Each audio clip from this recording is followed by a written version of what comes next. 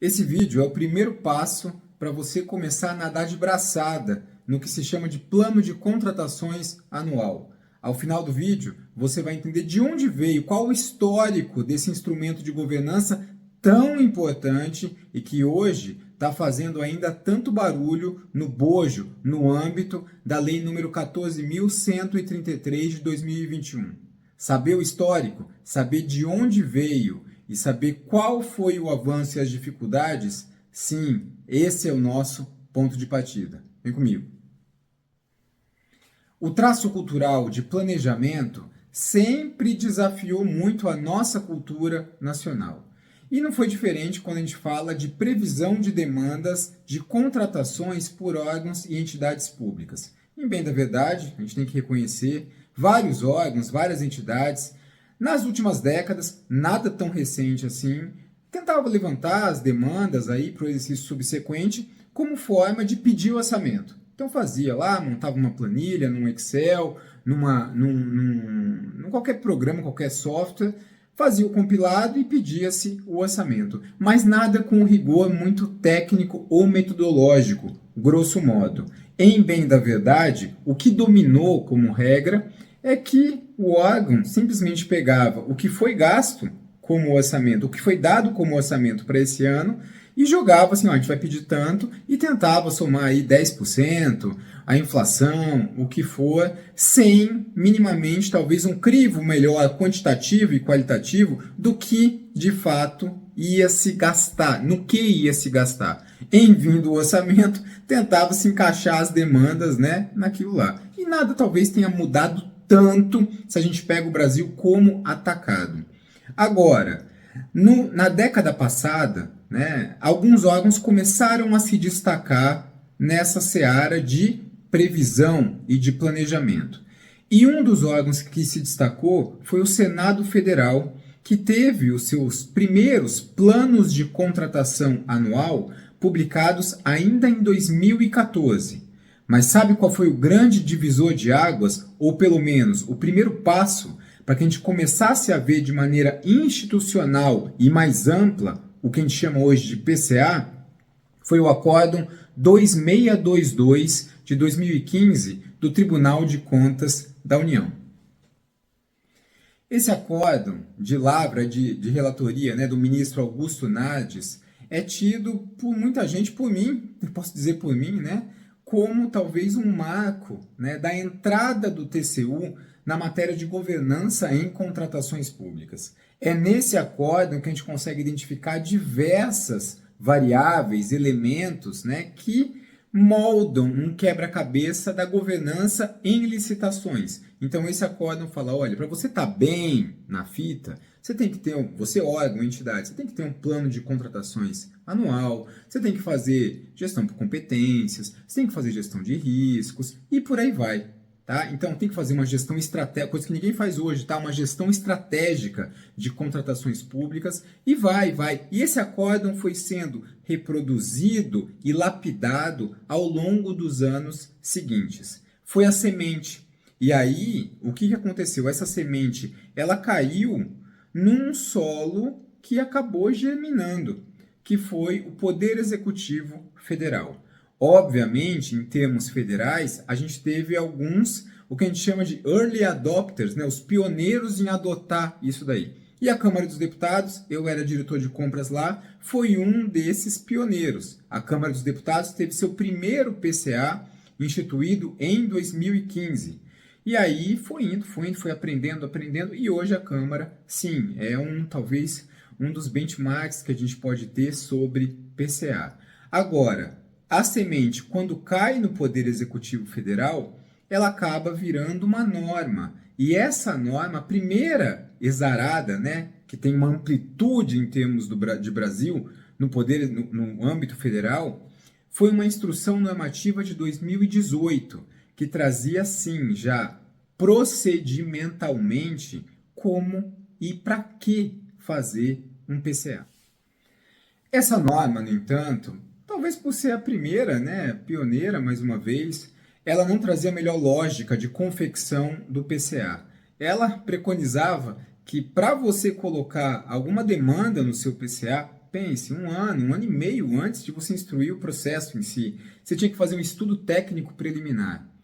Imagine o custo, né, Brasil, aí de você fazer um ETP, que a gente chama, um ETP que não é uma coisa talvez tão simples em todos os casos, para depois pôr no PCA, para depois ter orçamento, às vezes não vai ter orçamento para aquilo, e aí você um ano e meio depois, um ano depois, você vai rever aquele ETP que talvez já não faça muito sentido. Então, não foi talvez a melhor técnica.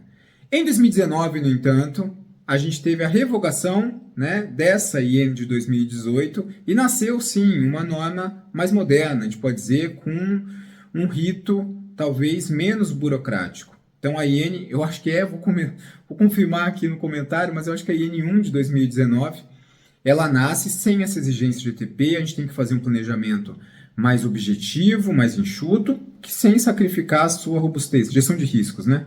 E aí, sim, a gente teve esse momento. Só que para movimentar Brasil com uma norma demora um pouco.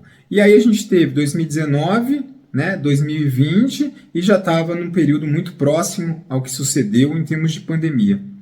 Então não teve tempo, a meu ver, dessa norma, essa nova prática cultural pousar, sedimentar no Brasil.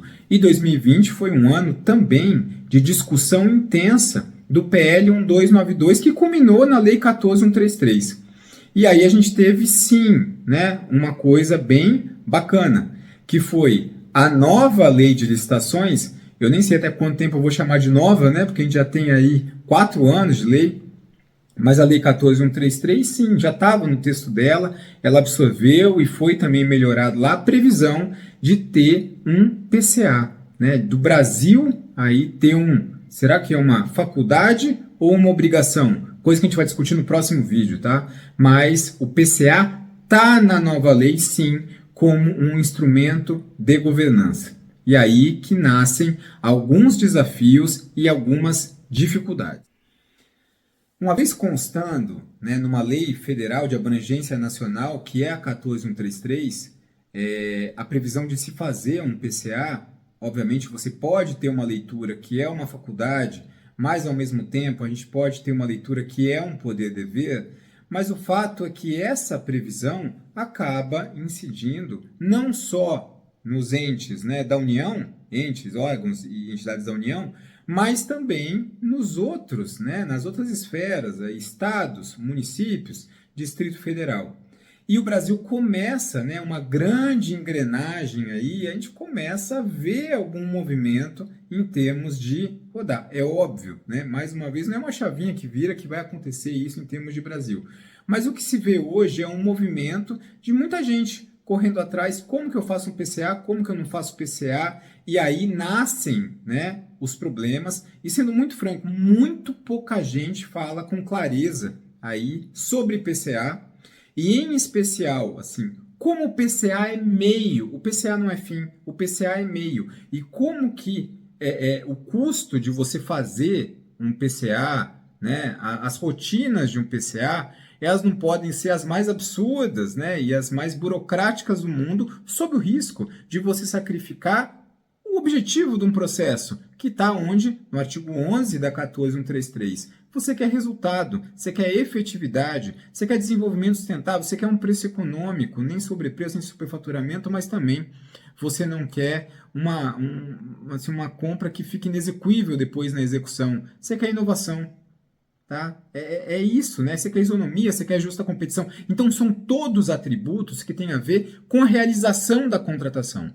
Então, o PCA não pode ser mais uma barreira no que a gente tem como alegoria de uma corrida de 110 metros com barreira. Né? A barreira tem que pular para ter no PCA. Não tem previsão, ela tem que ter.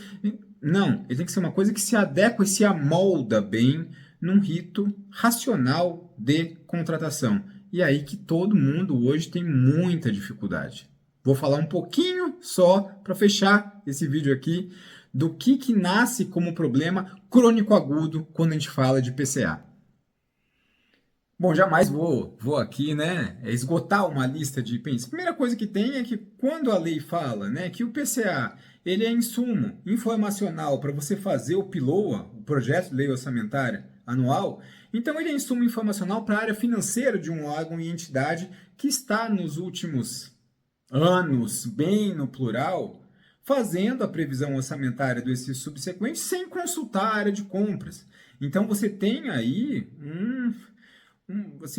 uma nova rotina em termos de diálogo e em termos de poder. E isso, em alguns órgãos, dá conflito. Se não dá conflito, pelo menos dá um ruído em termos de uma nova rotina. Então, esse problema, né, relacional interno, de empoderamento ou falta de empoderamento, sim, ele existe. Outro problema que tem é a concepção de quem vai fazer o PCA. Como que eu faço esse meu PCA? Como, né? Como em termos de granularidade da informação. Então, muita gente hoje quer fazer por item. Aí coloca no PCA capacitor, indutor, e fusível, e lâmpada LED, não sei o que, não sei o que. E vai ver, às vezes, uma compra de material elétrico tem 400 itens. Imagina se eu vou listar todos os itens aí, né, no meu PCA. É uma microgestão, o nome é esse, tá? É uma microgestão que não se traduz minimamente, talvez, num benefício, tá? E nem é uma informação relevante para o mercado, né? Para o mercado, a melhor coisa assim, aquisição de material elétrico, tais como capacitores, indutores, não sei o que, pronto, valor estimado é tanto, e aí por aí vai, tá? Então, esse rigor de uma microgestão, quando faz, sim, ele é muito complicado. O outro ponto, obviamente, também em termos culturais, é a divisão dos papéis, né? Quem que faz o PCA? O solicitante? E o solicitante entende do objeto? Se eu fosse comprar um computador, um notebook, eu não entendo tão bem qual que eu preciso, né? Eu vou pegar no site, vou pegar definição, assim. Então, essa definição de papéis, eu tenho no meu órgão capacidade de ter um solicitante, uma área técnica, uma área de compras, depois uma autoridade, todo mundo entendendo o papel e dando, mais uma vez, um empoderamento ao PCA. Olha, talvez não, né? Se a gente pega a realidade do Brasil, que agora, sem rigor de estar correto, tá? Mas 60% dos municípios têm menos de 20 mil habitantes, acho que 60%, 70%. Então, a gente tem uma administração pública, talvez, com muito menos, assim, robusta e instrumentalizada para esse tipo de coisa. Então, a gente tem uma fragilidade logo no início. Então, o primeiro instrumento base para nós, para o nosso rito de contratações, que é o PCA, ele nasce talvez aí com umas elas informacionais. Tá bom? É isso. Primeiro vídeo aqui. Próximo, né? Próximo a gente vê é o quê? É a gente ver. A gente tem que fazer o PCA ou é uma faculdade? Assim, faz se você achar que vai agregar valor para a tua realidade, para o teu órgão. É o que a gente vai discutir em seguida. Grande abraço.